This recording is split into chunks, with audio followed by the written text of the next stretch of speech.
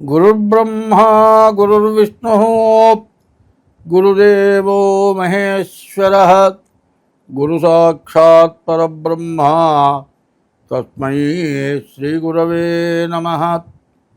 అగజానన పద్మార్కం గజానన మహర్నిశం అనేకదం త్వం భక్తానాం ఏకదంతముపాస్మహే. ఆదిత్యోర్కోరవిర్భానుర్భాస్కరశ్చ దివాకరః మార్తాండః సవితా హేళి తీక్ష్ణాం శుర్మిహిరో రవిః.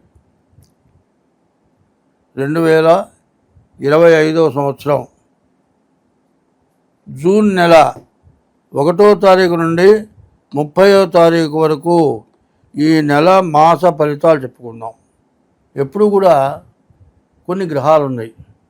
ఒక గ్రహం 2 రోజులున్నరే ఉంటుంది, ఒక గ్రహం నెల రోజులు ఉంటుంది, ఒక గ్రహం నెల 15 రోజులు ఉంటుంది, ఒక గ్రహం 3 నెలలు ఉంటుంది, ఒక గ్రహం సంవత్సరం ఉంటుంది, ఒక గ్రహం సంవత్సరంన్నర ఉంటుంది, ఒక గ్రహం 2 సంవత్సరాల 6 మాసాలు ఉంటుంది ఒక్కొక్క రాశిలో. ఇట్లా ఉండే గ్రహాల్లో ఎక్కువ టైం ఉండే గ్రహాల్లో 3. ఒకటి సంవత్సరం ఉండేది గురువు. మరి రాహుకేతువు సంవత్సరంన్నర ఉండే గ్రహాలు రాహుకేతువులు. 2 సంవత్సరాల 6 మాసాలు ఉండేది శని.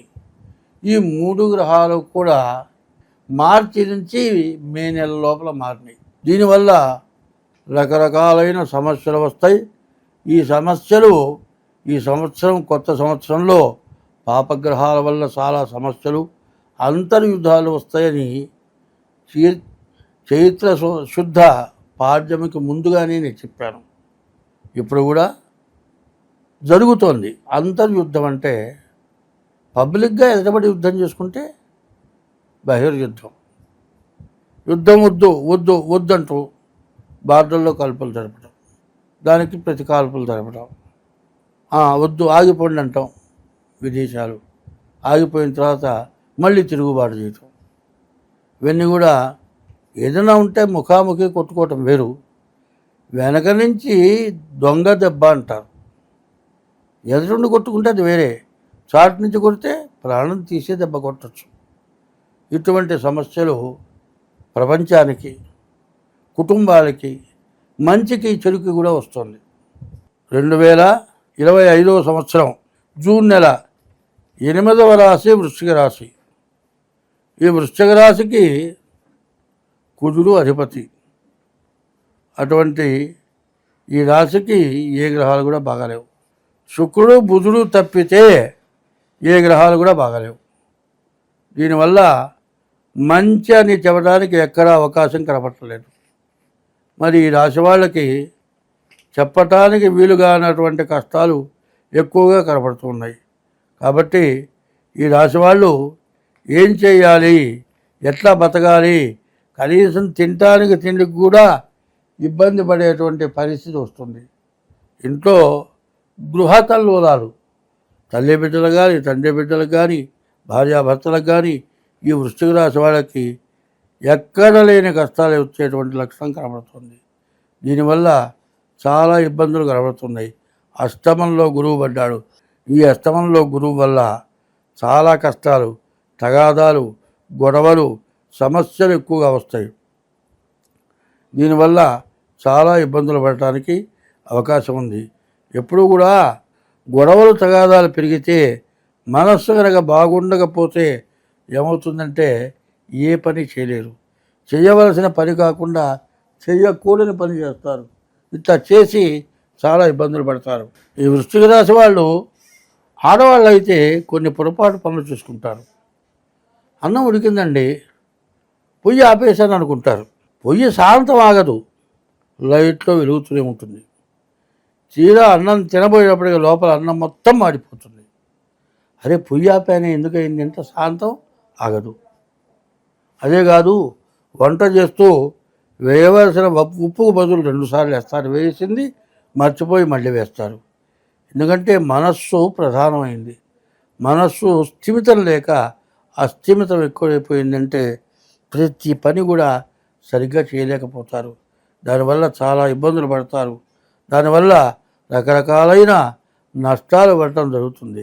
ఎట్లా జరుగుతుంది అంటే చెప్పటానికి వీలైనటువంటి ఎప్పుడు ఆలోచన ఆలోచన ఆలోచన ఆలోచనతో ఏమైనా సాధిస్తావా? ఏమీ సాధించలేవు. ఆలోచనలో సాధించలేకపోగా నీ మైండ్ చెడగొట్టుకుంటారు.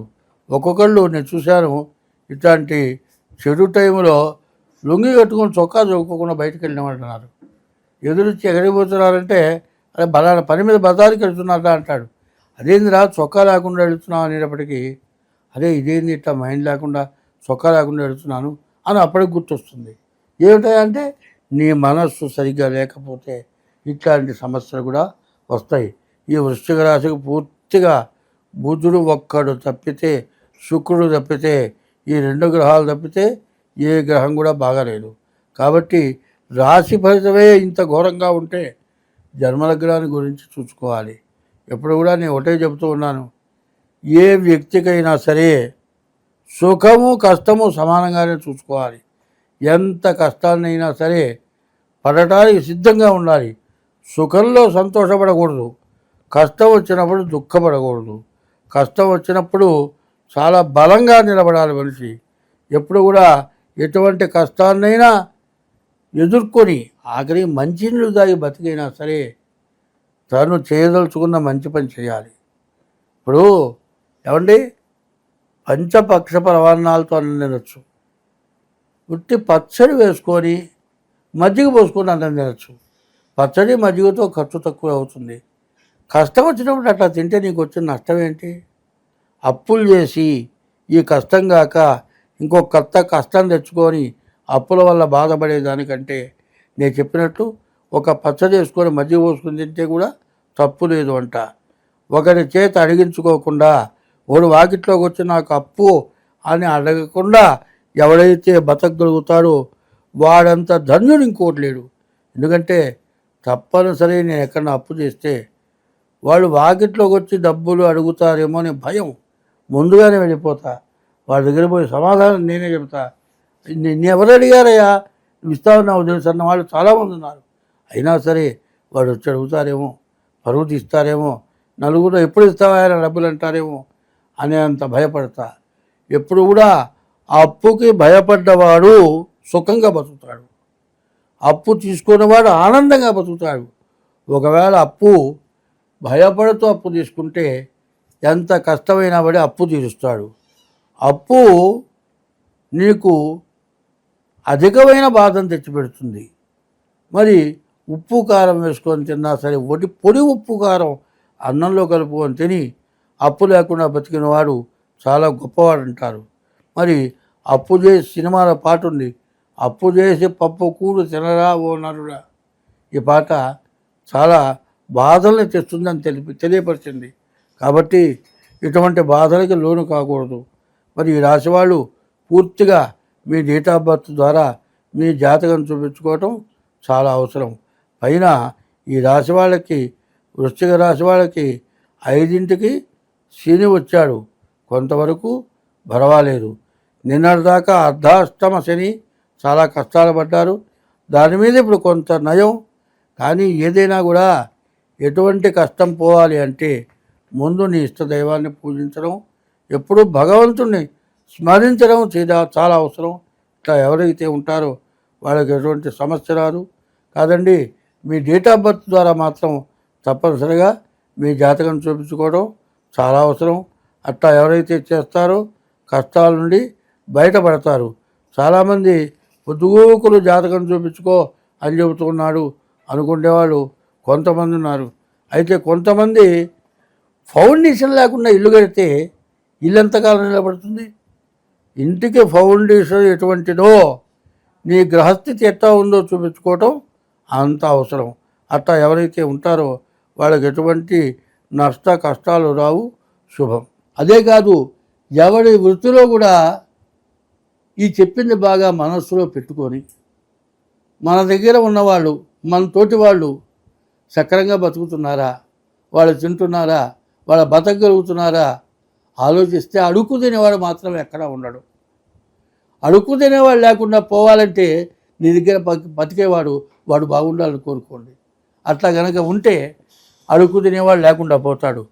నేను బాగుపడ్డాను, వాడు అడుక్కు తింటున్నాడు అంటే ఏ రోజైనా కూడా వాడి గతి నిగ్గురపడుతుంది. అందరం బాగుండాలంటే వాడు చేయగ దాపకుండా బతికేట్టుగా నువ్వు చూస్తే అడుక్కు తినేవాడంటూ ఉన్నాడు. స్వస్తి.